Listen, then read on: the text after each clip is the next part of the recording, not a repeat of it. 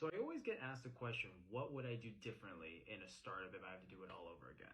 And one of the biggest things I would do differently is actually really focus on paying yourself a livable wage. Boy, has this guy got it right. When I was starting my companies, every single investor I talked to, it felt like, every single venture capitalist, etc., insisted that if I wasn't willing to put my entire life savings and my own personal reputation, everything I had, into the idea that I was founding, that the idea probably wasn't very good and I wasn't really very committed to it. And look, it's fine. Investors need a signal that you're actually committed to your venture and you're not going to walk away the minute things get difficult. But really think about it.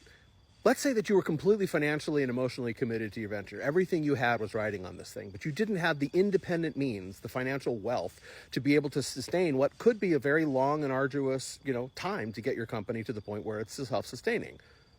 You're going to walk away anyway. If you can't pay your rent and you can't, feed yourself and you can't get life done, no matter how committed you are to your venture, it's not going to go very well.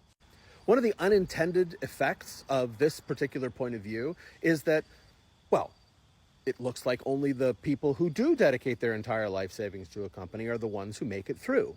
The ones who succeed, when investors go back and look at the patterns that have made things successful in the past, are the founders who have independent means.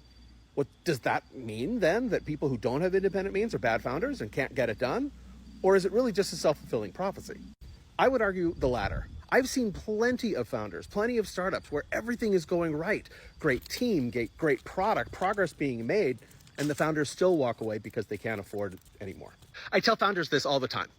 In an early stage situation where everything is so dependent upon the founder and their ability to make things happen, your mental health is actually a corporate asset. And as a fiduciary, you have a responsibility to yourself and to your shareholders, they should be the same person, to make sure that those corporate assets are actually taken care of.